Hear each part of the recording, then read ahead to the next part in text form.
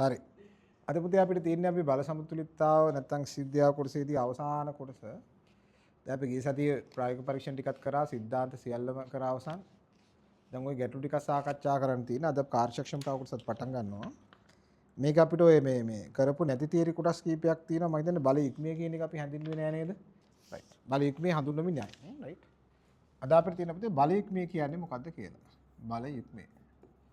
දැන් බල ඉක්මිය කියන එක අදහස වසුවක් මත ලක්ෂ දෙකකදී එකිනෙකට සමාන්තරව බල දෙකක් ක්‍රියා කරනවා නම් අන්න ඒ බලවලට අපි කියනවා කවුරු කියලාද මෙයා බල ඉක්මයක්.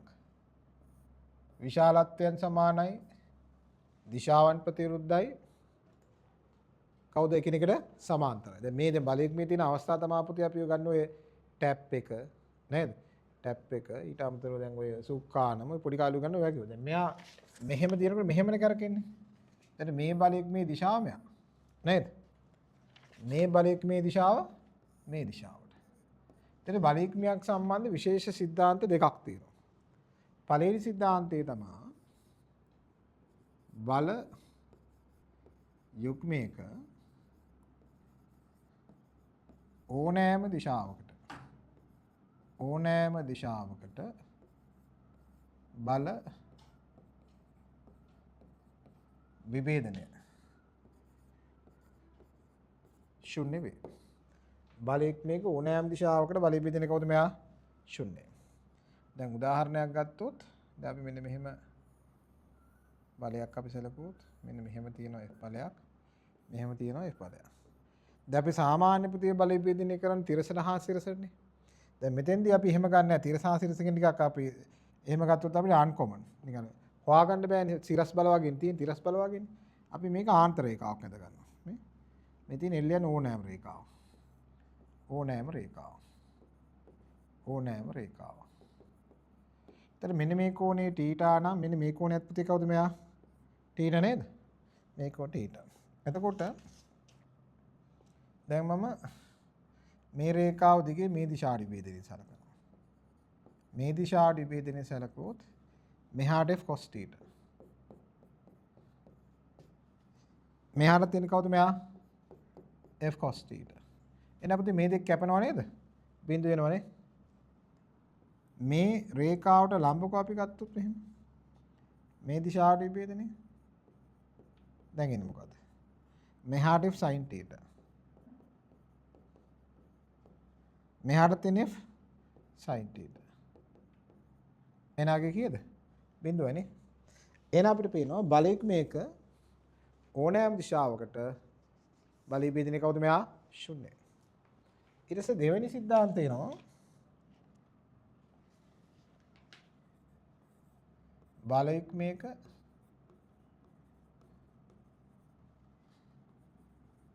ඕනෑම ලක්ෂයක් වටා බලගූර්ණය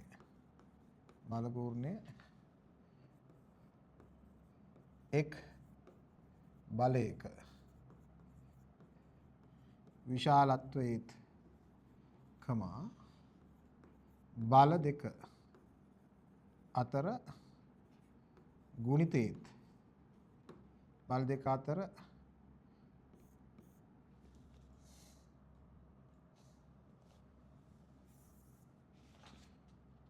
අතර දුරෙහි ගුණිතයට සමාන වේ. ඒ කියන්නේ මෙන්න මෙහෙම. දැන් අපිට මේ තියෙන බලයක් මේ කියන්නකෝ. මෙහාට f බලයක් එනවා මෙහාට f බලයක් එනවා. මෙන්න ඕක. දැන් මම මේක ලම්බකයක් අඳිනවා. දැන් මේ ලක්ෂ්‍ය පිළිහෙලට පුතේ මේ බල වලට ඈත ඉන්නේ. මෙන්න මේ දුර මම x කියලා ගන්නවා මෙන්න මේ දුර d කියලා ගන්නවා. හරිද? ඒ කියන්නේ ලම්බක අඳිනවට ගූර්ණයක් ගන්න ලම්බකයක් අඳ ගන්න එපා. මම දැන් ඕ ලක්ෂ්‍ය මෙතනින් තෝර ගන්නත් පුළුවන්. මෙහෙන් ගන්නත් පුළුවන්. සාමාන්‍යයෙන් මම මොකද කරන්නේ? මෙන්න මේ ඈතින් පිහිටනවා. පිහිටලා දැන් මම ඕ වටා ගූර්ණ ගන්නවා. ඕ වටා ගූර්ණ ගත්තොත් මේ බලේ මෙහාටනේ. f වාරයක් මෙයා කවුද? d ධන x නේද? ලාම්බක දුර. මෙයා මේ පැත්තට. ඍණ f වාරයක් x නේද? f වාරයක් x. එහෙනම් මෙතනින් එන්න බලන්න. ft fx. ඍණ fx. කැපෙනව නේද? fd ට සමානයි නේද? එහෙනම් මෙතනින් අපිට සිද්ධාන්තයක් එනවා. බලයක් මේක ගූර්ණය කියන්නේ බලය වැඩි කිරීම බල දෙක අතර ලම්බක දුර නේද? දැන් කවදාකවත් අපිට ෆිසික්ස් වල මේ බලයක් මේ සම්බන්ධ ගණන් එන්නේ නැහැ. බලයක් මේ සම්බන්ධ සිද්ධාන්ත විතරයි අහන්නේ. දැන් වාක්‍යයක් අපිට දෙනවා. බලයක් මේ සත්‍ය අසත්‍ය තෝරන්න. හරිද? බලයක් මේක ඕනෑම දිශාවකට විභේදනයේ ශුන්‍ය වෙයි. හරිද වැරදිද? හරි නේද? අපි කියනවා බලයක් මේක ගූර්ණේ ගූර්ණ ගන්නා ලක්ෂ්‍යය මත නදා පවතී. වැරදිනේ. බලයක් මේ ගූර්ණේ ගූර්ණ ගන්නා ලක්ෂ්‍යය මත නදා පවතිනවද? නෑ නේද? නදා පවතින්නේ බල දෙක අතර ලම්බක දුරත් එක් බලයක විශාලත්වයේ පමණ විතරයිනේ. පැහැදිලිද? කම්බයින් මැස්සර පුතේ ඔය ගණන් හුඟක් වෙනවා. අපිට මේ හැඳින්වීමක් විතරයි. අපි සරහනක් දාගෙන යන්න චූටි චූටි කරුණු ටිකක් තියෙන්නේ. පාඩමේ අවසන් අදියර. දැන් පුතේ හුඟක් වෙයි ළමයි එනවා දැන් ඔය 26 යාන්ත්‍රික විද්‍යාව මොනවද බැරුව. දැන් මුල කාලේ අපි යාන්ත්‍රික විද්‍යාව ටිකක් හොඳට යන්තම් වෙ නිකන් අර අතපත ගාගෙන ගියොත් පසු කාලේ වෙනකම් අමාරුයි. දැන් මේව යාන්ත්‍රික විද්‍යාව හොඳට කරගත්තොත් අනිත් ඒවා භාගයක් කරගත්තත් විශාල B එකක් හදාගන්න පුළුවන්. පැහැදිලිද? ලියන්නකෝ මාතෘකාව බල යුක්මය. බල යුක්මය. බල යුක්මය. යම් වස්තුවක් මත ලක්ෂ දෙකකදී යම් වස්තුවක් මත ලක්ෂ දෙකකදී යම් වස්තුවක් මත ලක්ෂ දෙකකදී යම් වස්තුවක් මත ලක්ෂ දෙකකදී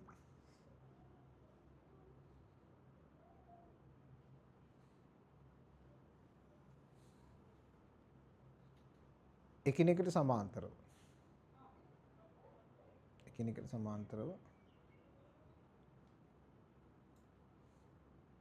දිශාවෙන් ප්‍රතිවිරුද්ධ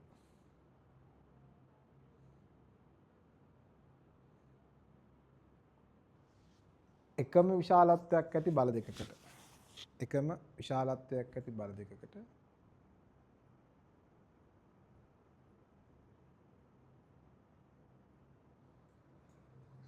බල යුක්මයයි කියන ලැබේ. බල යුක්මයයි කියන ලැබේ. බල යුක්මයයි කියන ලැබේ.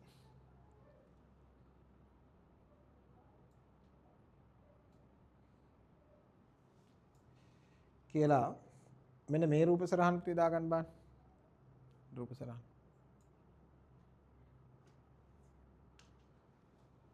පළවෙනි එක විතර.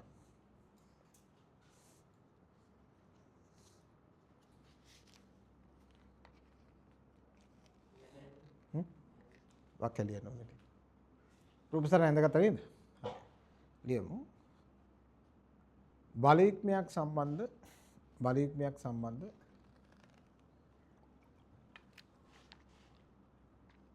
විශේෂ සිද්ධාන්ත දෙකකි.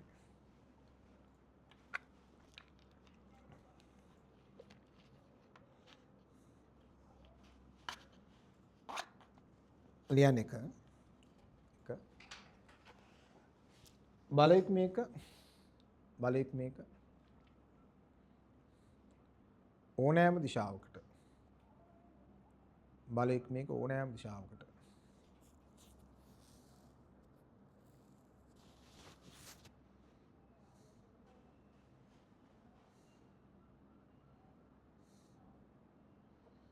බල විභේදනය ඕනෑම දිශාවකට බල විභේදනය ශුන්‍ය වේ.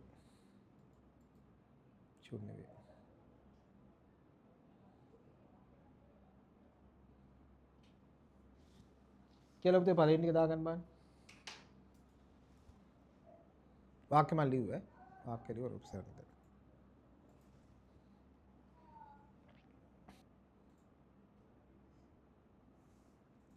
හරි. ලියන අංක 2.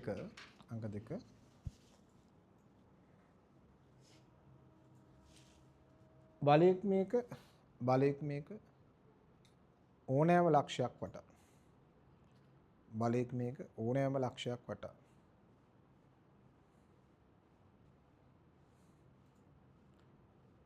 බල ගූර්ණය.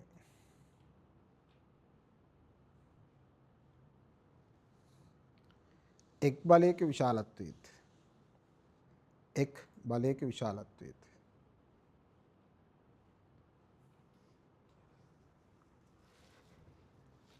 බල දෙක අතර ලාම්බක දුරේත්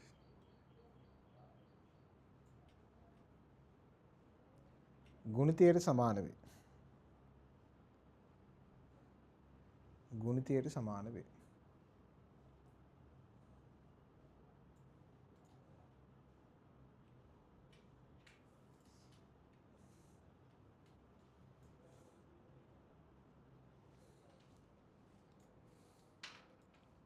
කියලා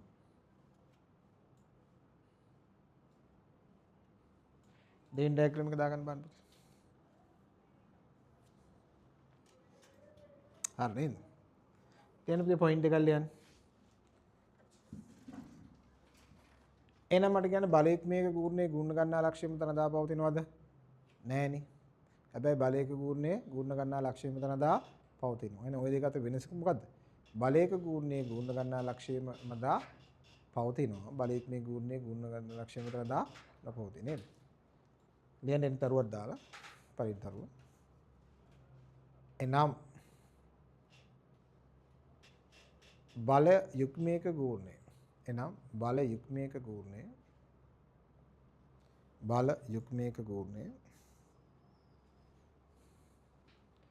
ගූර්ණ ගන්නා ලක්ෂ්‍යය මත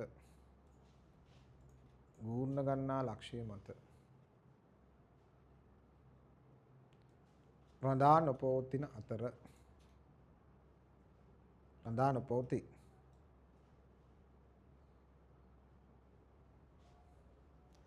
ඊළඟ පොයින්ට් එක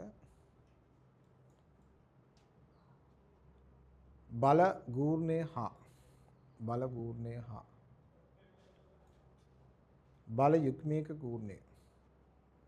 බල යුග්මයක ගූර්ණය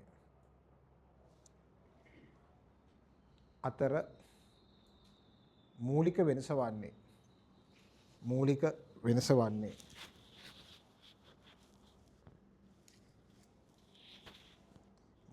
වෙනස වන්නේ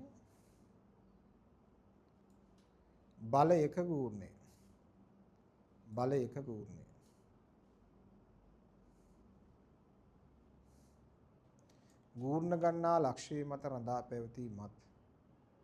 ගූර්ණ ගන්නා ලක්ෂ්‍යය මත රඳා පැවතීමත්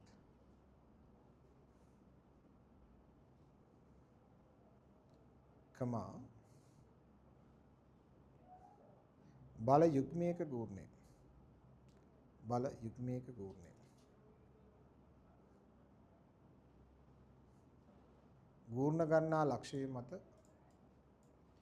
ගූර්ණ ගන්නා ලක්ෂ්‍යය මත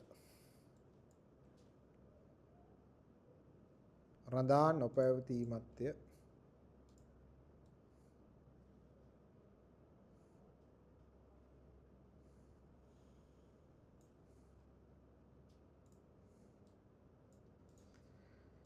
හරි. ඊට පස්සේ අපිට තව තිබ්බපතින් ඔය වස්තු වල ගුරුත්ව කේන්ද්‍ර හොයන ඒවයි පොඩි තා චූටි අවශේෂ කරුණු ටිකක්. දැන් අපි සම්මිතික වස්තු වල ගුරුත්ව කේන්ද්‍ර හෙව්වනේ. අසම්මිතික වස්තු වල ගුරුත්ව කේන්ද්‍ර හොයන්නේ කොහොමද කියලා. එතකොට මේ තියෙන්නේ අසමමිතික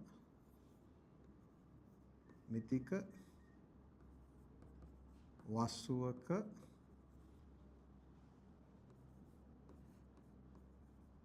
ගුරුත්ව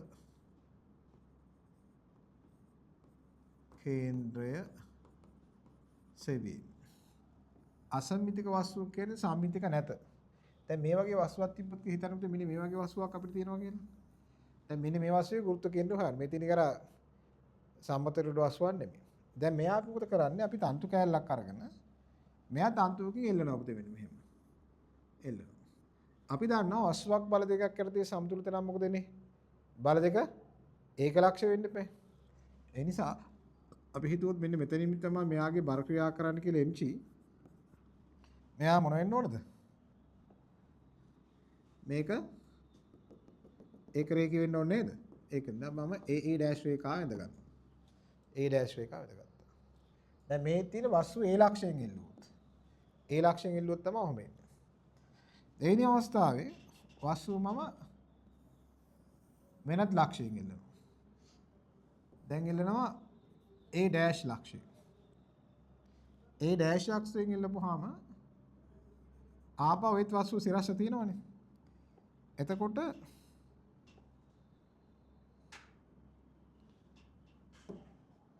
මෙන්න මෙහෙම තමයි මේක එක රේඛිය වෙන්නේ. මේ තියෙන A dash රේඛාව. නෑ මෙයා BB dash කම්නේ. BB dash රේඛාව. කලින් A dash එක මෙහෙම තිබ්බා. කලින් A dash එක මෙතන තිබ්බා මෙන්න මෙහෙම. දැන් මේ තිබ්බේ A මේ තිබ්බේ කවුද මෙයා? A dash. මේ ඡේදන ලක්ෂ්‍ය තියෙනව නේද? මේ ඡේදන ලක්ෂ්‍ය තමයි කවුද මෙයා? ගුරුත්ව කේන්ද්‍රය. හරියට මෙන්න මේ වගේ. දැන් මෙන්න තියෙන අපේ වස්තුව. හරිද? දැන් මේ ගුරුත්ව කේන්ද්‍රය හොයාගන්න ඕනේ කියන්නේ. මම මෙතනින් මෙහෙම එල්ලනවා නේ. මෙතන ඊට මේ කරගෙනව නේද? මේ රේඛාව වෙන කරනවනේ. හරි. මම ඊට පස්සේ මෙතනින් එල්ලනවා. ආපහු මෙහෙම වෙනවනේ. මේ සිරස් රේඛාවත් එන්න ගන්නවා.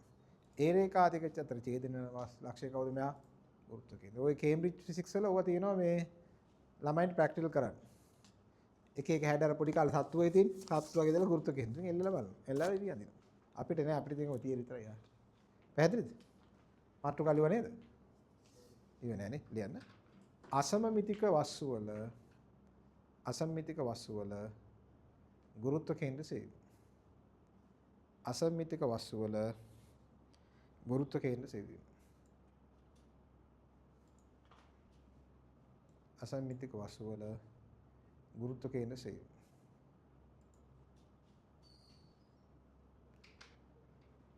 ලියන්න. මේ සඳහා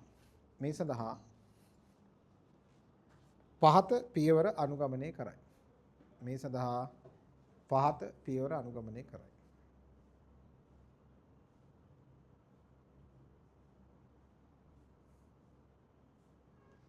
යන එක වස්තුව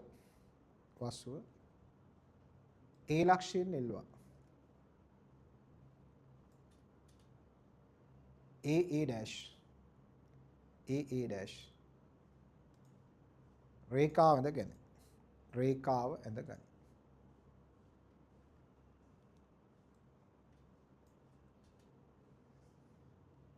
දෙක වස්තුව B ලක්ෂයෙන් එල්ලුවා. BB dash රේඛාව ඇඳගනි.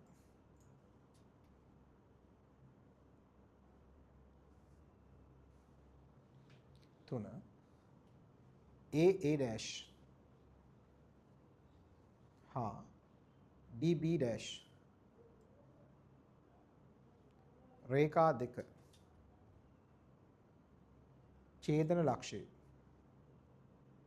රේඛා දෙක ඡේදන ලක්ෂය.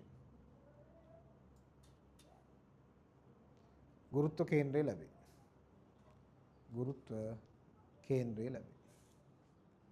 කියලා පුතේ මෙන්න මේ රූප සරණ දෙක දගන්න.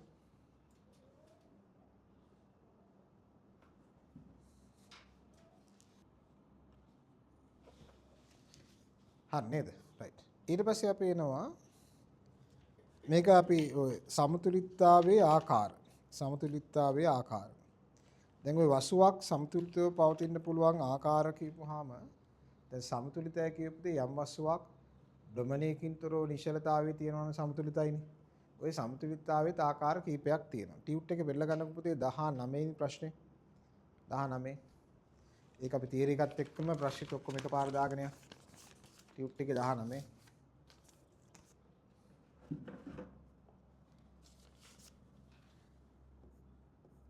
වෙනි ප්‍රශ්නේ.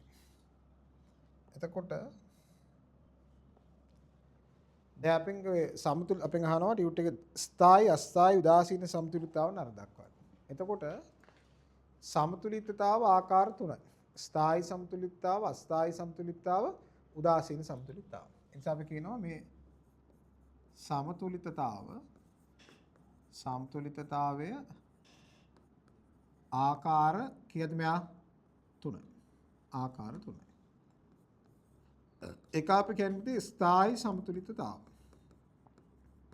ස්ථායි සමතුලිතතාවය කියන එක අදහස යම් වස්තුවක ඉතා කුඩා විස්ථාපනයක් ලබා දුන්න විට ඒ නැවතත් එම ස්ථානයේම සමතුලිතතාවයටපත් වේ නම් අපි පොඩි විස්ථාපනයක් දෙනවා. පොඩි විස්ථාපනයක් දුන්න ආපහු මෙයා එතරම් සමතුලිත වෙනවා නම් එයා කවුද? මෙයා ස්ථායි සමතුලිතතාව. ඒ කියන්නේ අපි මේ දණ්ඩක් මෙහි විවර්තනය කළ තේ යම් ලක්ෂ්‍ය පොඩි තල්ලුවක් දෙනවා. මෙහෙම කැරකිලා පැද්දිලා ආපහු එතනට වෙනවා. එහෙනම් කවුද මෙයා? ස්ථායි සමතුලිතතාව. දෙවෙනි සමතුලිතතාව අපි කියන්නේ අස්ථායි සමතුලිතතාව. අස්ථායි සමතුලිතතාව කියන එක අදහස යම් වස්තුවක ඉතා කුඩා විස්ථාපනයක් ලබා දුන්නොත් මෙයා මෙහෙම දුන්නොත් මෙයා කැරකිලා පල්ලෙහාට වෙනවා. මේ පිහිටම කවුද? මෙයා ස්ථායි. උඩ පිහිටම කවුද? මෙයා අස්ථායි. එනිසා අපි කියනවා යම් වස්තුවක ඉතා කුඩා විස්ථාපනයක් ලබා දුන්නොත් එයා වෙනස් ස්ථානයක චලිත සමතුලිතතාවයටපත් වෙනවා නම්. ඒ කියන්නේ විස්ථාපනයේ ලබා දුන් ප්‍රමාණයට වඩා චලිත වෙලා සමතුලිත වෙනවා නම් එයා කවුද? මෙයා අස්ථායි සමතුලිතතාව. ඊට පස්සේ තුන්වෙනි එක කියන්නේ පුතේ මෙයා උදාසීන සමතුලිතතාව. උදාසීන සමතුලිතතාවය කියන එක අදහස උදාසීන සමතුලිතතාවය මෙහෙම ගෝලයක් හිතන්නකො. මේ ගෝලේ නිශ්චලතාවයේ තියෙනවා. හරිද? අපි මේකට පොඩි තල්ලුවක් දෙනවා. තල්ලුවක් දුන්නා මෙයා තල්ලුව ලබා දුන් ප්‍රමාණයට පමණක් චලිත වෙලා නිශ්චලතාවයටපත් වෙනවා. මේ පෑරක් තියෙන පොඩි චූට්ටකින් නතර වෙනවා. කලින් පිහිටුමත් සමතුලිතයි. මේ පිහිටුමත් සමතුලිතයි. හැබැයි පොඩි තල්ලුවක් දුන්නාම ගියා. විස්ථාපන ලබා දුන් ප්‍රමාණය විතරයි චලිත වෙන්නේ. අන්නේ අවස්ථාව තුන කවුද? මෙයා උදාසීන සමතුලිතතාව. දැන් ඔව් අපි හඳුනා ගන්න පුළුවන්. මෙන්න මේ උදාහරණ දෙන්න කියන එක අවස්ථාව සඳහා. මෙන්න උදාහරණ. හරිද? මෙන්න මේක අමතක වෙන්නේ නැති උදාහරණයක්. කන්දක් තියෙනවා, පල්ලමක් තියෙනවා, සමතල පොළොවක් තියෙනවා. හරිද? මෙන්න මෙතන වස්තුවක් තියෙනවා, මෙතන වස්තුවක් තියෙනවා, මෙතන වස්තුවක් තියෙනවා. හරිද? මේකට අපි පොඩි තල්ලුවක් දීපු ගමන් මොකද වෙන්නේ? මෙයා ටක් ගාලා පල්ලෙහාට යනවා නේද? එහෙනම් මේ පිහිටම කවුද? මෙයා අස්ථායි නේද? මේකට තල්ලුවක් දෙන්න පුතේ දෙපැත්තට ගිහිලා මෙහෙම නතර වෙනව නේද? මේගොල්ලෝ කවුද? මෙයා ස්ථායි. මෙයා ස්ථායි. මෙයා තල්ලු දෙන්න ඉස්සරහට යනවා. එහෙනම් මෙයා කවුද? උදාසීන. එතකොට මෙන්න මෙහෙම වයින් ග්ලාස් එකක් අපි ගත්තොත්. වයින් ග්ලාස් එකක් මෙහෙම තියෙනවා.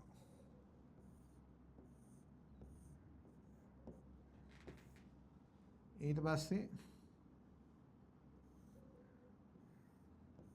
වයින් ග්ලාස් එක මෙහෙම තියෙනවා. දැන් මේකට තල්ලුවක් දුන්න ගමන් මේක පෙරලෙනවනේ. එහෙනම් මෙයා කවුද? අස්ථායි. මෙයා පැති තියෙනවා. මෙයා කවුද? උදාසීන. මෙයා මොකද වෙන්නේ?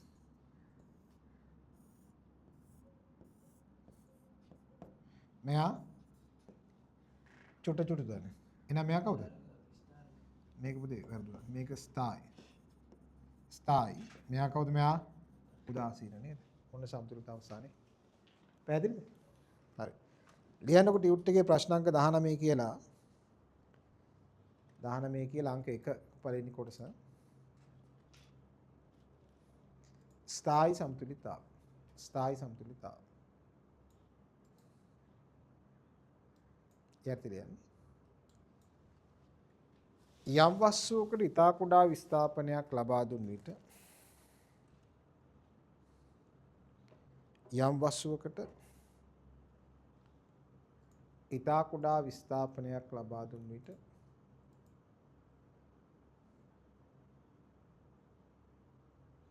එය නැවතත් එම ස්ථානයේම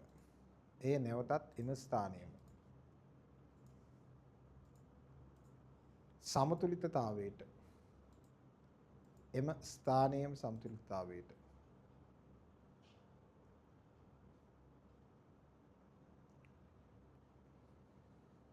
පත්වේ නම්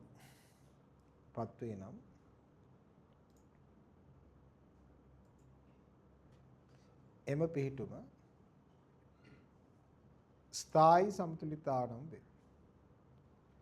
ස්ථායි සමතුලිතානම් වේ.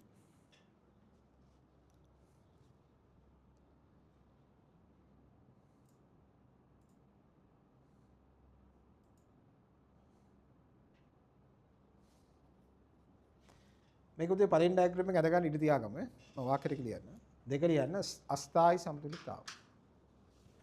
අස්ථායි සමතුලිතාවය.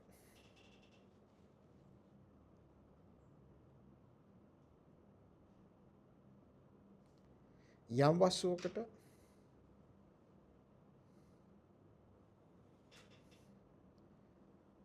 ඊතා කුඩා විස්ථාපනයක් ලබා දුන් විට ඊතා කුඩා විස්ථාපනයක් ලබා දුන් විට විස්ථාපනයේ ලබා දුන් ප්‍රමාණයට වඩා චලිත වේ. විස්ථාපනය ලබා දුන් ප්‍රමාණයට වඩා චලිත වේ.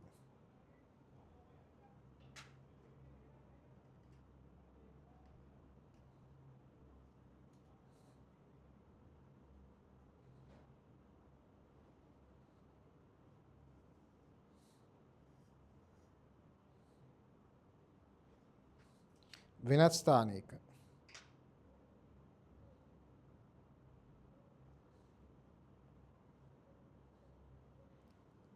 සමතුලිතතාවයටපත් වේ නම් පෙර පිහිටුම උදාසීන සමතුලිතතාව නම් වේ.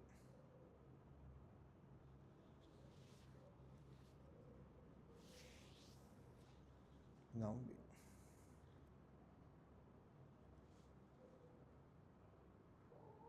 ඒකටත් ඉඩ තියාගන්න.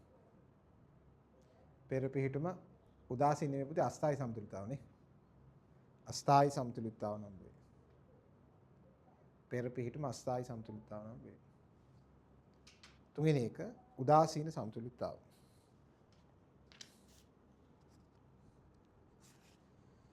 යම් වස්තුවකට ඊතා කුඩා විස්ථාපනයක් ලබා දුන් විට යම් වස්තුවකට ඊතා කුඩා විස්ථාපනයක් ලබා දුන් විට එය විස්ථාපනයේ ලබා දුන් ප්‍රමාණයට පමණක්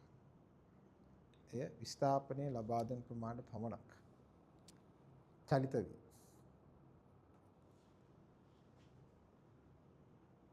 වෙනස් ස්ථානයක සමතුලිතතාවයටපත් වේ නම් වෙනත් ස්ථානයක සමතුලිතතාවයටපත් වේ නම්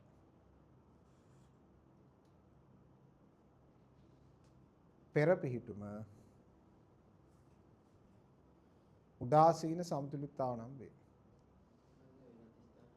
සමතුලිතතාවයටපත් වේ නම් පෙර පිහිටුම උදාසීන සමතුලිතතාව නම් වේ.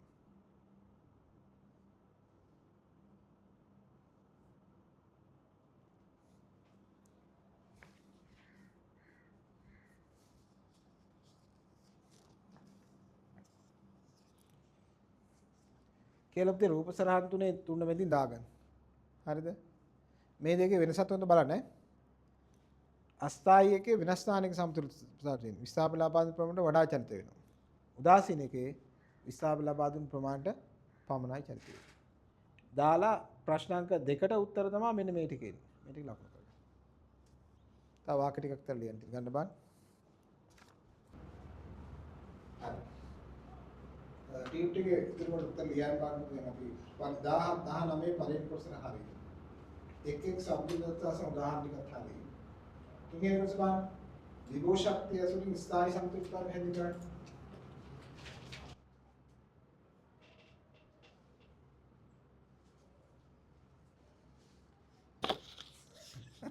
මේක ගලවන්නේ. මේක යනකොට මතක් කරගන්න ගලවන්නේ. අපා මං එන්නේ ලබන සිකුරාද? මේක කීයද? ගාන සෙට් එක කීයද මේ ගාන? ඔව් මේ ගැජට් එකේ.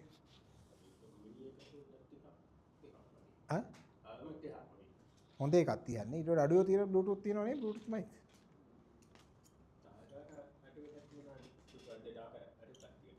කීයට වඩා කීයට වඩා අඩුද 10ට වඩා අඩුද මේක 10ද 30ද මේක 10ද 30ද 30000ද මේක වයිඩ් රේන්ජ් එකක් ගන්නවද ගන්න රේන්ජ් එක වැඩිද ඔව් ලොකු රේන්ජ් එකකින් ගන්නවද දන්නේ නැද්ද මොකද්ද මේක ඉස්සර අපි ඇම්ප් ගන්න අවුජා ගන්නවා අවුජා මොකද්ද මේක වර්ගේ මේව නලුත් වෙන්නේ චයින්ස් TGIද TGI මේක බ්ලූටූත් වලින් තමයි කනෙක්ට් වෙන්නේ ෆෝන් එකටත් පුළුවන් ආ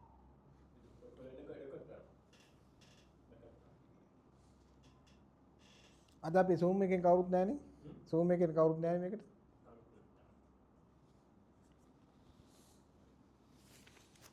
තා මේකට එනවා අගෝස්තු මාසෙන් පස්සේ ඒ ඉතින් ඇහැරෙන්න පොඩි පිරිසයි ඉතින් දැන් ටර්ම් ටෙස්ට් ලියලා මේ වෙලා දැන් ගෙදර ක්ලාස් එකට ළමයි ටික කේගෙන එනවා දැන් ටර්ම් ටෙස්ට් දෙක තුනක් තිබ්බනේ දැන් වැඩි හරි ගිහින් තියෙනවා දැන් විභාග අතෑරලා මේ වෙලා කියලා කියලාත් බාර දෙනවා බණ්ඩාරනායක කියලා මේ කතා කරා මම තාම පන්තියට ගත්තේ නැහැ තාම මෙහාට ගන්න ඕන තාම සති දෙකකින් කතා කරන්න කිව්වා පොඩ්ඩක් ඔය පොඩ්ඩක් තියලා ගත්තාම ලේසි හරි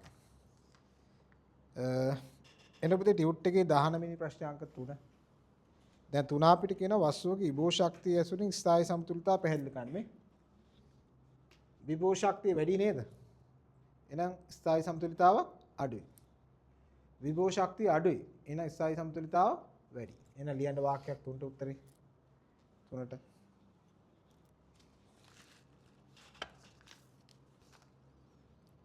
විභව ශක්තිය වැඩි වන විට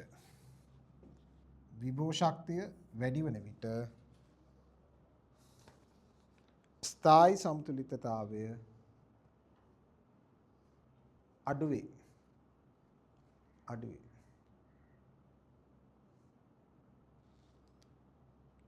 විභව ශක්තිය ඊළඟ එක පළහැර උලේ විභව ශක්තිය අඩුවන විට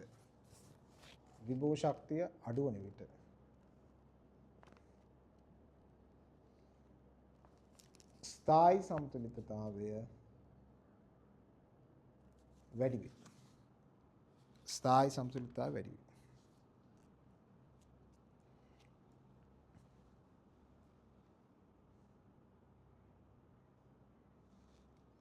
4 ගුරුත්ව කේන්ද්‍රයේ පිහිටීම සමතුලිතතාව ස්ථායී හෝ අස්ථායීම සඳහා කෙසේ බලපායිද? බලන්න පුතේ මේක බලන්න. දැන් ගුරුත්ව කේන්ද්‍රය ඉහළ නේද? අස්ථායීනේ. ගුරුත්ව කේන්ද්‍රය කවුද? පහළ. ස්ථායී. එහෙනම් ගුරුත්ව කේන්ද්‍රය ඉහළ යන ස්ථායී සමතුලිතතාව අඩු වෙනවා. ලෝකේ උස මිනිස්සුන්ට ඇවිදින්න බෑ පාත්‍යා වගේ යන්නේ ඇයි? මෙහෙම මල්ලා යන්නේ. ඇයි? දැන් අපේ සාමාන්‍ය ඇඟේ ගුරුත්ව කේන්ද්‍රෙ පිහිටන් නිකන් බුරියට චුට්ටක් පල්ලෙහායි වගේ. ඉන්න මට්ටමේ. දැන් අපි උඟා උසෙන් මොකද වෙන්නේ? ගුරුත්ව කේන්ද්‍රය ඉහළ යනවා. ස්ථායී සමතුලිතතාව අඩු වෙනවා.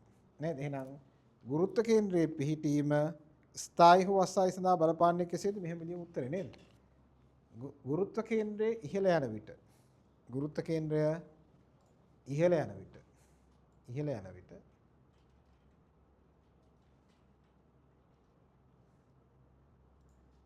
ස්ථායී සමතුලිතතාවය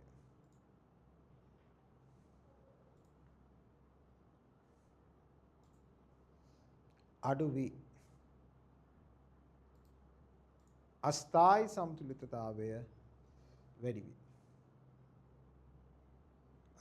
සමතුලිතතාවය වැඩි වේ.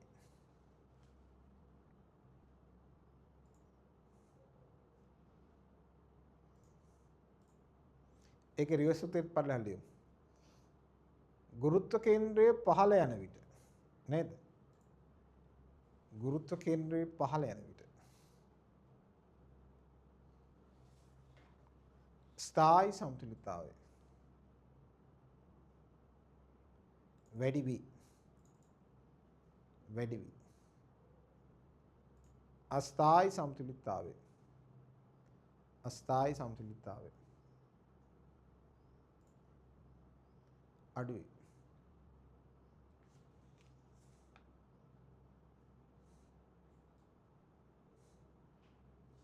පහ වස්තුවක පතුලේ වර්ගඵලය ස්ථායි හෝ අස්ථායි සමතුලිතතාවයට කෙසේ බලපායිද? දැන් මෙහෙම දැන් පුතේ. දැන් අපිට තියෙනවා ලොකු මෙහෙම මෙතෙන් පෘෂ්ඨයක්. මෙහෙම ලොකු කකුල සපත්යක් දාන සපත්යක් දායි යනවා. මෙන්න මේ වගේ චූටි සපත්යක් දාගෙන යනවා. දැන් කකුල පෙරළුනේ නැත්නම් හොඳින් ඇවිද ගන්න පුළුවන් මොන සපත්යකද? පළවෙනි එකනේ. කියන පතුලේ වර්ගඵලයේ වැඩි වෙන්න ස්ථායි සමතුලිතතාව වැඩි වෙනවා. පතුලේ වර්ගඵලය අඩු වෙන කවුද ස්ථායි සමතුලිතතාව වැඩි වෙනවා නේ. ස්ථායි අඩු වෙනවා අස්ථායි වැඩි වෙනවා නේ. ලියන්න.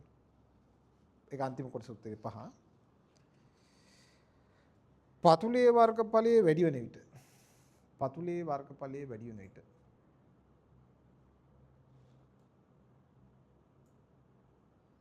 ස්ථායි සමතුලිතතාවයේ වැඩි වී ස්ථායි සමතුලිතතාවය වැඩි වී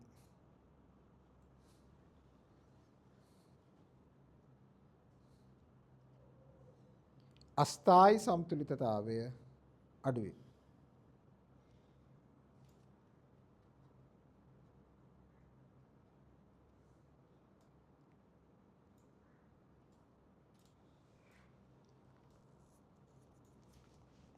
ඊළඟ එක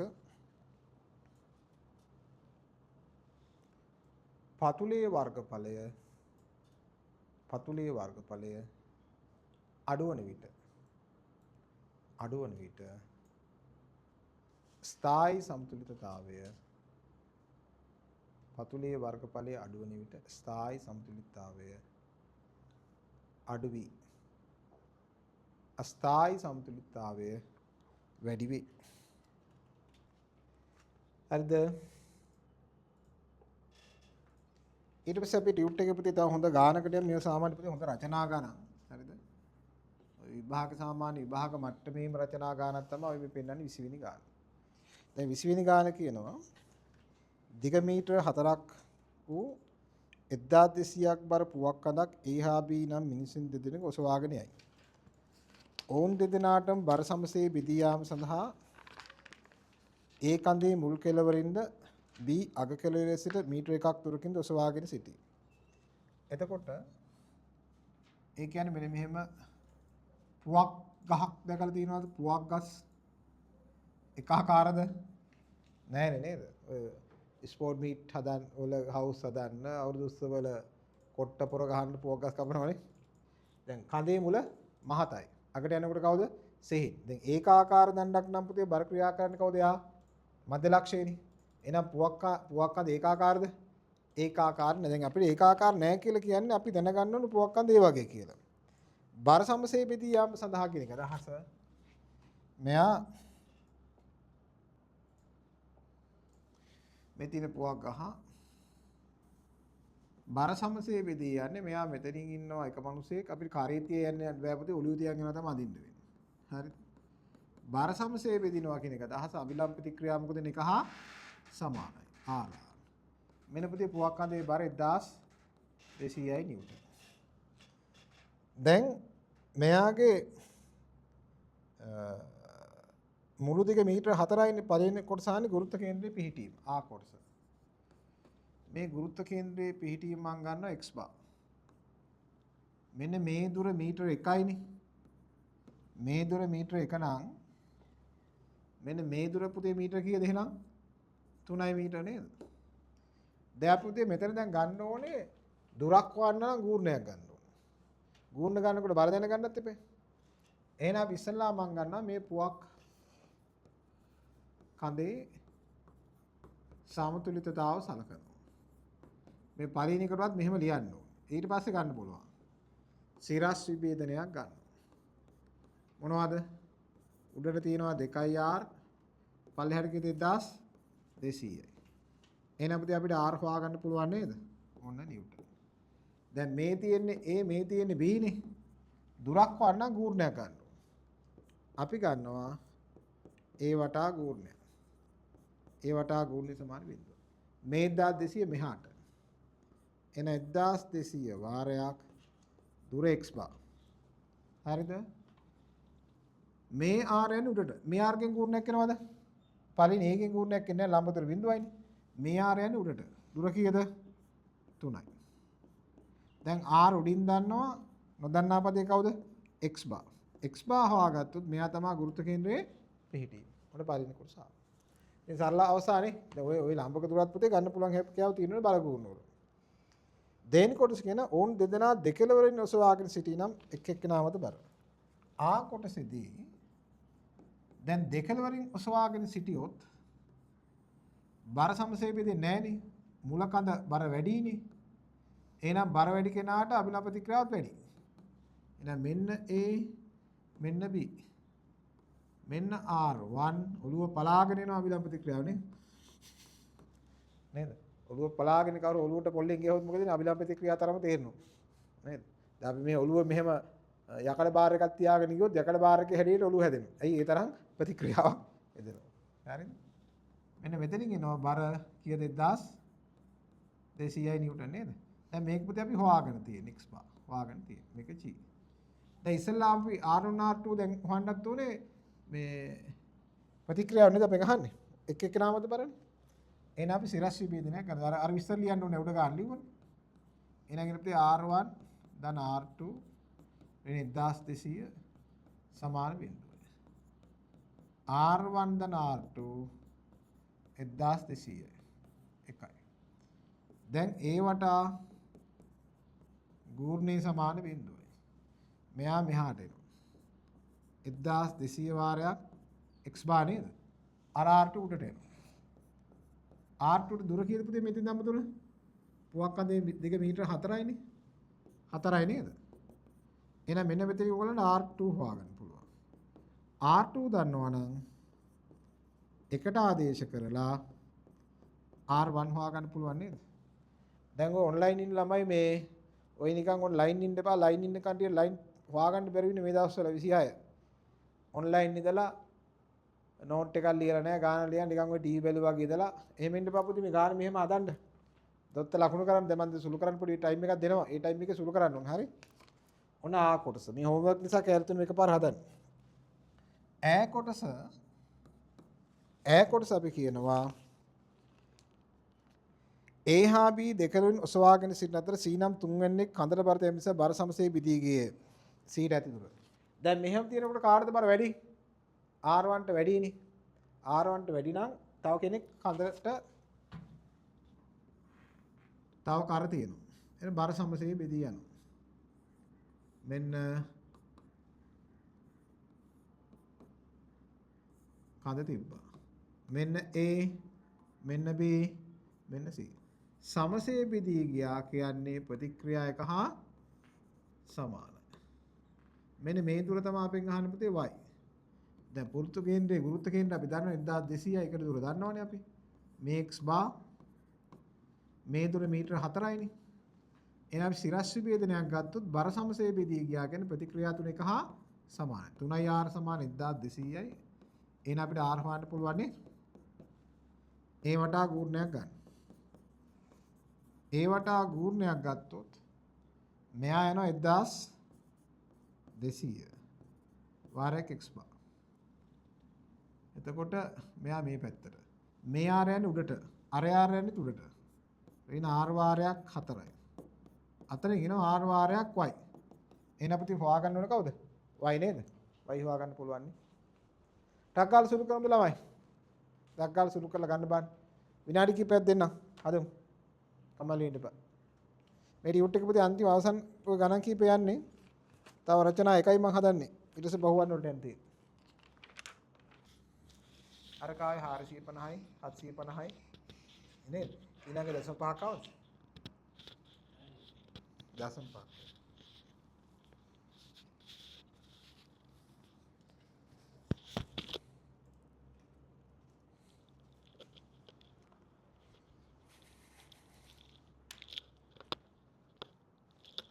හරි බලන්න පුතේ උත්තර.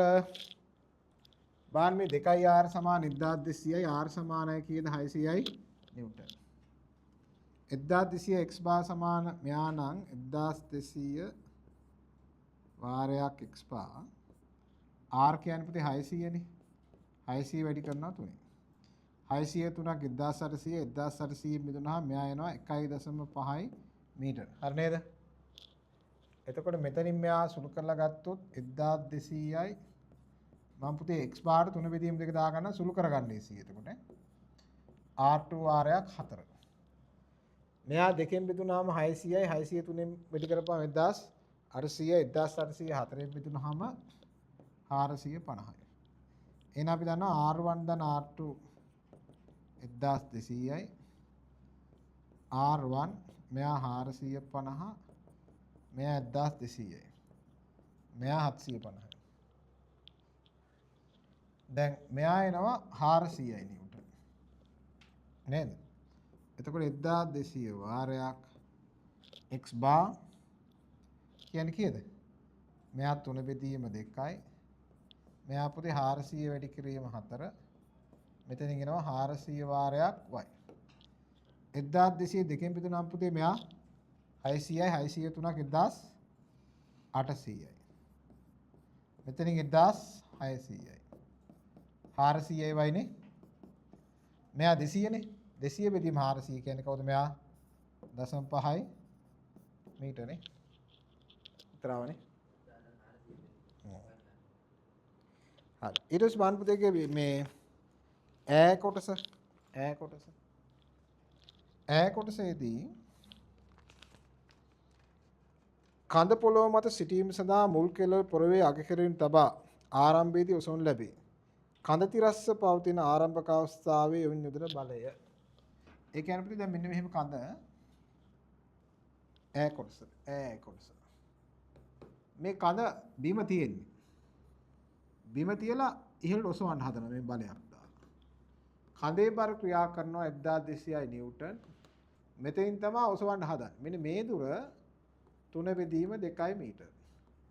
මේ දුර කීයද මීටර? 4. දැන් කකුල තියලා පුතේ උස්සන්නේ වගේ අපි. ආන් ඒ වගේ. දැන් මෙහෙම උස්සනකොට මෙයා මේ පැත්තට කරකිනවා මෙයා අර පැත්තට කරකිනවා. මෙයා මත බල ක්‍රියා කරනවා බල මොනවද කියලා දන්නේ නැහැ. හැබැයි ඒ ලක්ෂ්‍ය වටා ගූර්ණයක් ගත්තා නම් ඒ බලය මොනවද වෙන්නේ නැහැ. ඒ නිසා මොකද කරන්නේ? ඒ වටා ගූර්ණයක් ගන්න. ඒ වටා ගූර්ණයක් ගත්තොත් 1200 මෙහාට. 1200 වාරයක් 3 බෙදීම 2. මේ ෆුඩට F වාරයක් තුර 4යි. එහෙනම් අපිට F වලගේ හොයාගන්න පුළුවන් නේ. 1200 පුතේ පල්ලෙහාට එන බර ක්‍රියා කරන්නේ. උඩට බලයක් නෑ පුතේ. දැන් බර ක්‍රියා කරනවා සිරස්ස පල්ලෙහාට. මෙතන මොන හරි බල තියෙනවා. මොකද ඒ ලක්ෂ්‍යය වටා ගූර්ණ ගන්න නිසා එක බලයක්වත් එන්නේ නෑ. මේ බල දෙක විතරයි ක්‍රියාත්මක. මෙතන මොන හරි බර තියෙන උඩට හරි ඝර්ෂණ බලي මොන හරි තියෙන්න පුළුවන්. ඒක පැහැදිලිව ඊළඟ කොටසේ. E කොටස බලන්නේ. E කොටසේදී ඒමි නිසා මුල ලිස්සා යාම වැළැක්වීමට කඳපා මුල පය තබා ඇත. අනෙක් දෙදෙනා කඳ සිරස් කරයි. එෙහිදී ඔවුන් යෙදෙන බලය කඳ ලම්බක නම් ඔවුන්ගේ උස මීටර 2ද නම් අංශක 30ක් වන මොහොසේ ඔවුන් යෙදෙන බලය. ඒ කියන්නේ කඳ දැන් ආනත වෙලා තියෙන මේ. කඳ ආනත වෙලා තියෙන මේ. ඕ තියෙන්නේ. දැන් මෙහෙම තමයි කඳ තියලා තියෙන්නේ. දැන් මෙයා මත බල මොනවද කියලා බලමු අපි. මෙන්න මේ දිශාවට තියෙන අභිලම්බ ප්‍රතික්‍රියාවනේ. මෙයා ලිස්සන්න හදන්නේ මෙහාට. එහෙනම් මේ දිශාවට ක්‍රියාත්මක වෙනව කවුද? ඝර්ෂණ බලය. ඊට අමතරව කවුද ලිස්සන්න හදනවනේ. මේ දිශාවට බලයක් දුන්නා කවුද මෙයා? Q කියලා බලයක් අපි ගමු. මෙයාගේ බර ක්‍රියා කරනවා සිරස්ස පල්ලයට 1200යි නිව්ටන්. නේද? ඊට අමතරව මිනිස්සු උඩට තල්ලු කරනවා ඕන් නෙදල බලයේ කඳ ලම්බකයි. ඒ කියන්නේ මිනිස්සු ටික අර තල්ලු කරගෙන උඩට එනවා. හරිද? මේ උඩට එනකොට මිනිස්සු ඉන්නේ මෙන්න මේ වගේ. ඔන්න ඔහොම තියෙනවා. මේ උස මීටර 2යි. මෙන්න එදෙනවා බලයක් P. මේක ලම්බකයි. දැන් අර මේ කෙලවර තිබ්බ බල ටික පැහැදිලිද? දැන් කලින් ඒ ලක්ෂ්‍ය වටා ගුණ ගත්ත නිසා ආවේ නෑනේ.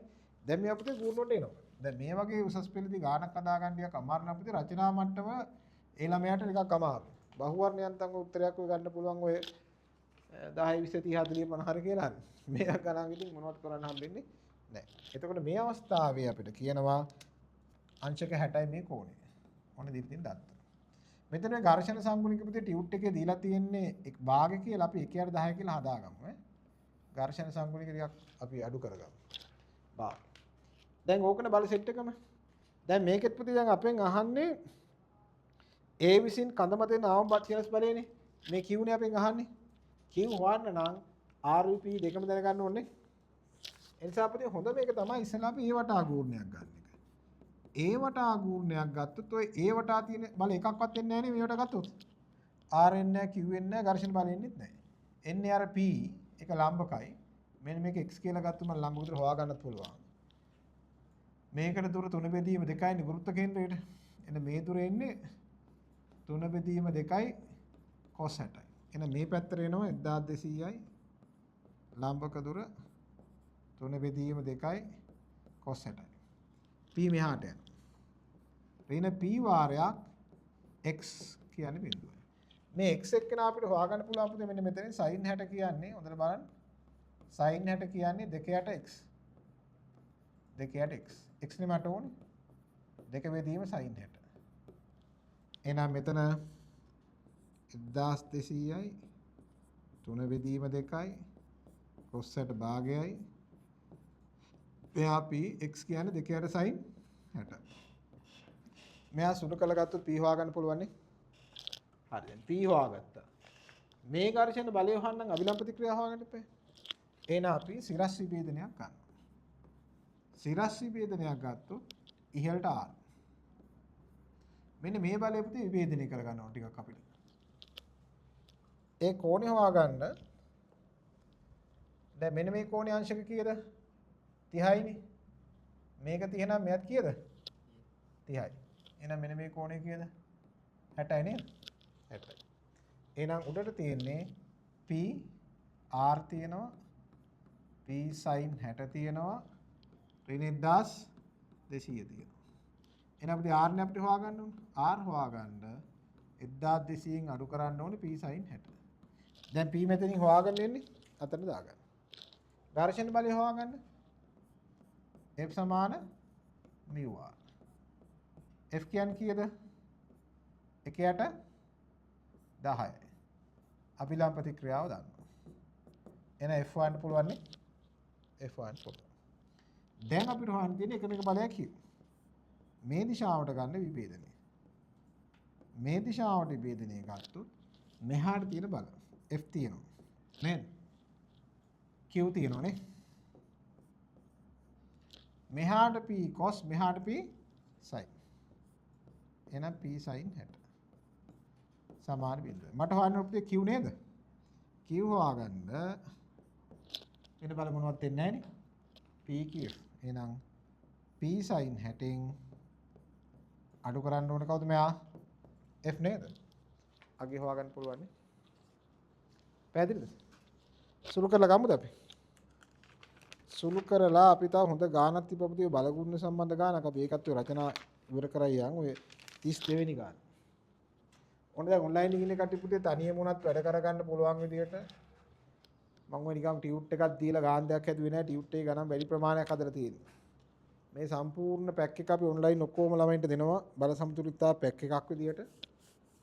ඉදිරියේ අවශ්‍ය කට්ටියට ගන්න පුළුවන් සම්පූර්ණ මාසික වැඩසටහන බල සමතුලිතතාවය බයෝමැස් ඔක්කොටම 2026 27 28 ඔක්කොටම ගන්න පුළුවන්. ඉදිරියේ මේක අපි දැනුවත් කරන්න. හරි. හරි. මේක ලියලා 12 වෙනි ගාන උත්සාහ කරන්න බෑ. බලන්න පුතේ ආපු උත්තර අපි බලමු. මේ. දැන් මෙතන උත්තරේ ඉන්නේ පුතේ මෙහා දෙකෙන් බෙදුනහම 600යි 603ක් 1800යි. නේද? සමාන 4f. එන f කියන්නේ පුතේ මෙහා 450ද? හරිද? 450යි. මෙතන ඉන්නේ දෙවරක් දෙක 4යි 4න් විතර 300යි 300 3 900යි නේද? 900යි. p වාරයක් sin 60 කියන්නේ පුතේ මූල 3 බෙදීම 2යිනේ. මේ දෙක උඩට එනවා 4යි. 4 900 බෙදුනම 225යි. එහෙනම් p කියන්නේ 225යි මූල 3යි. හරිද? මූල 3ට 1.73 දාගන්නවා අතනින් දාගමු. ඔන්න p වලගේ. p ආපුහාම r එන්නේ බාන සුළු කිරීම බලන්න අපේ හැද්ද කට්ටිය. මෙයා එන්නේ 225යි මූල 3යි sin 60 කියන්නේ මූල 3 බෙදීම 2යි නේද? මූල 3යි 3යිනේ. 3 වැඩි කරනවා 225යි. 675යි. 675 බෙදනවා 2කින්. කීයද? එතන ජූට්ටක් එන්න. අතන පුතේ ඉන්න. 4ෙන් බෙදුනහම 300යි නේද? 300 3ෙන් බෙදුනහම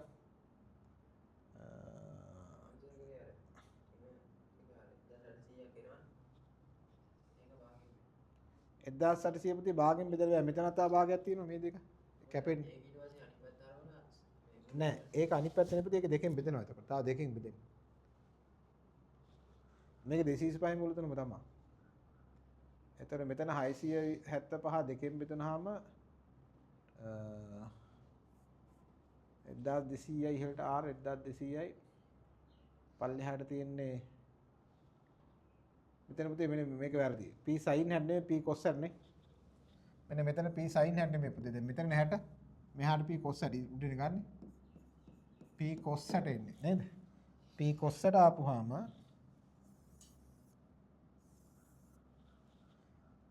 ඒක මම බෙලේ මොකද p cos 60 සමාන බිඳුවයි. p cos 60 කියන්නේ භාගය. නේද? p cos 60 කියන්නේ භාගය. ඒ කියන්නේ 100 225 දෙකෙන් බෙදෙනවා. 112.5. r ගෙන් අඩු වෙනවා 1200න් 112.5. 1000 ගාණක් එනවා නේද? ඒ 10 ගාණ මෙතෙන්ට දාන්න. ඊට පස්සේ ඒ ඝර්ෂණ බලය මෙතෙන්ට ගන්න. p sin 60. දැන් p කියන එක අපි දන්නවා 225 මූල 3යි. sin 60 මූල 3 බෙදීම 2යි. ඍණ f නේද? එහෙනම් f අපිට හොයාගන්න පුළුවන් නේ. එනවනේ 1015ක් විතර එනවනේ.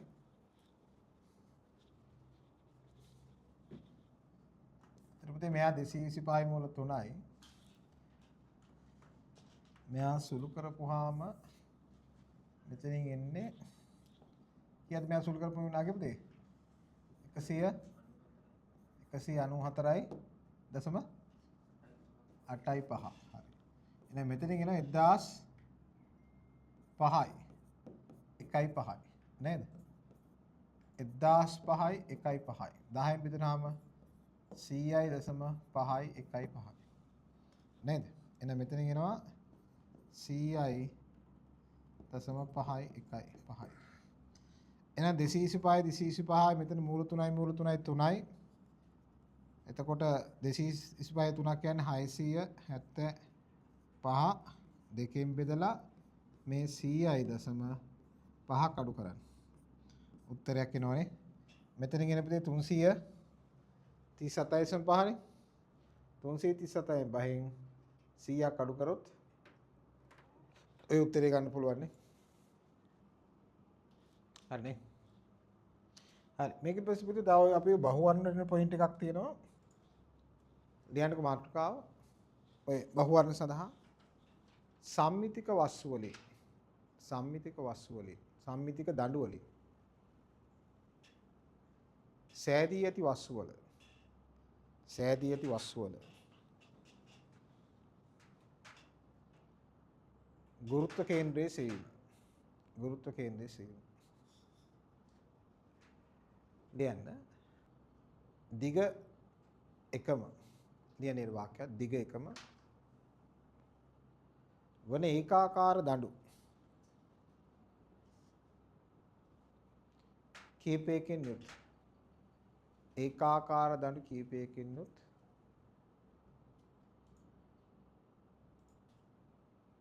වස්තු වල ගුරුත්ව කේන්ද්‍ර පහත පරිදි සෙවිය හැක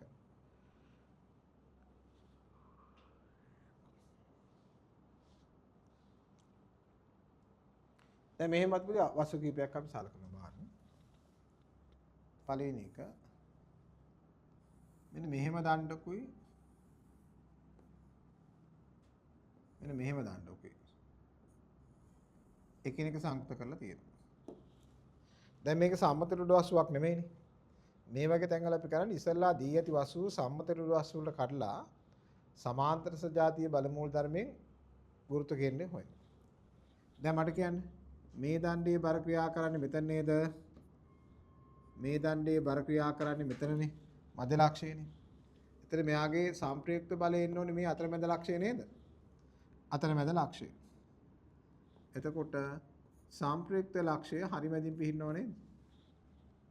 දැන් ඕකම නිකන් අපි වෙනස් කරලා හන්දොත් මෙහෙම විවිධ හැඩයට පිය දෙන්න පුළුවන් ඕක. ඔන්නෝම තියෙනවා. මේ දණ්ඩේ මැද සංයුක්ත වස්තුව හරි මැදනේ. ඉතින් අපි ගන්නේ අර සමාන්තර සජාතීය බල. බල දෙක සමාන නම් සම්ප්‍රයුක්තිය ක්‍රියා කරන්නේ කවුද මෙයා? හරි මැදි. නැත්නම් වැඩි බලය ගාව.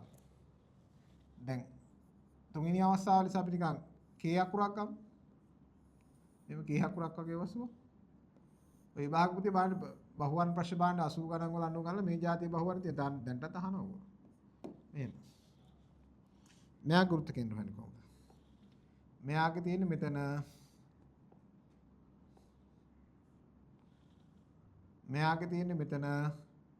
මෙයාගේ තියෙන්නේ මෙතන නේද? එතකොට පුතේ මේ තුන එකතු කරපුවාම කවුරු වගේද? මේ තුන එකතු කරපුවාම නිකන් ත්‍රිකෝණයක් වගේ නේද? ත්‍රිකෝණයක ගුරුත්ව කේන්ද්‍රය පිහිටන්නේ කවුද? දෙකට අනුපාතය ඉන්නේ. මෙන්න මේකට ආසන්නව මෙයාගේ බර ක්‍රියා කරනවා නේද? ඔව්. ඊට පස්සේ මේ වගේ එකක් අත්තොත්. ඊ අකුරක්. විභාගා ප්‍රශ්න. ඊ අකුරක් වගේ එකක. මෙන්න මෙතන තමයි දඩ තුනකට කරුත් ගුරුත්ව කේන්ද්‍රය. එතකොට මේ දඩ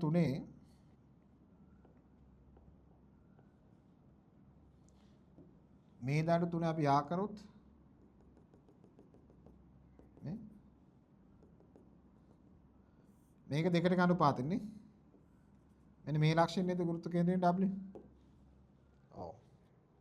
දැන් ගොඩක් බහුවන් පේපර් එකක පුතේ ඔය જાතිය ප්‍රශ්න හම්බ වෙනවා. හරිද? 5 F අකුරු වගේ තිබ්බොත්. ඔව්.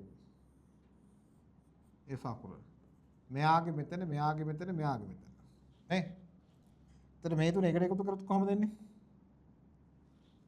මෙහෙම එන්නේ නේ ත්‍රිකෝණේ.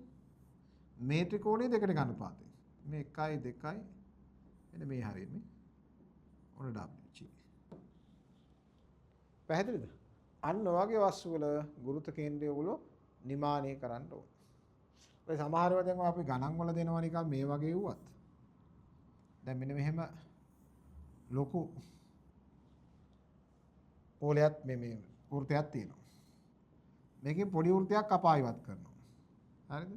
දැන් පදාර්ථයේ තියෙන්නේ මෙහි විතරයි. දැන් ඔක අපි කලින් කරපු ප්‍රශ්න පුතේ හිතෙනවනේ වහදන්න මේ જાතිය වයි. දැන් අපි දන්නවා දැන් මෙයාගේ ගුරුත්ව කේන්ද්‍රය තිබ්බේ මෙතන, මෙයාගේ මෙතන. G1 G2 නේද? සංයුක්ත වස්තුව මේ හරියට පයින්නවනේ. අර කපා ඉවත් වෙන කොටසේ ගුරුත්ව කේන්ද්‍රය මෙතනට එනවනේ. අන්න ඔයගේ අවස්ථාවත් බහුවර්ණ සඳහා අපිට එනවා. පැහැදිලිද? හරි. ඔන්න පුතේ බල සමතුලිතතාව අපි සම්පූර්ණයෙන්ම ඉවර කරාද? රචනාත් හැදුවා. එක ගූර්ණ ප්‍රශ්නයක් විතරක් තියෙනවා. හරිද? එක ගූර්ණ ප්‍රශ්නයක් විතරක් තියෙනවා. ඉස්සෙල්ලා මේක දාගෙන ඉමු සටහන. හෝම්වර්ක් ටික දෙන්න අපි. හරි. එතකොට ඔයගලන්ට තියද ගෙදර හෝම්වර්ක් තියෙන්නේ මෙන්න මෙව්වා. රචනා අපි බහුතරේ හැදුවා එකම එක ප්‍රශ්නයක් තියෙනවා බලපූර්ණ එකක් 32 වාර විභාග වලට එන්න පුළුවන් එකක් ඔයගලගේ මේ 12 තුන්වෙනි වාර පරීක්ෂණය සඳහා අනිත් එක බහුවන් ටික. බහුවන පළවෙනි 15 කරන්න. ඊටු ටිකත් පුළුවන් කරන්න. ලබන සතිය පුතේ අපි පටන් ගන්නේ කාර්ය ශක්ති ක්ෂමතාව. හරිද? ලබන සතිය අගට මේක බහුවන් ටිකක් හදමු. ලබන සතිය කාර්ය ශක්ති ක්ෂමතාව කරනවා නිව්ටන් නියම කොටස බලන් ඉන්න. හරිද? දැන් නිව්ටන් නියම නැවත සම්බන්ධ වෙනවා. ඝර්ෂණ බල මේ බල ලකුණු කෙරේ කොටස් ටික තියෙනවා. පැහැදිලිද? හරි එහෙනම් අයිබෝවන්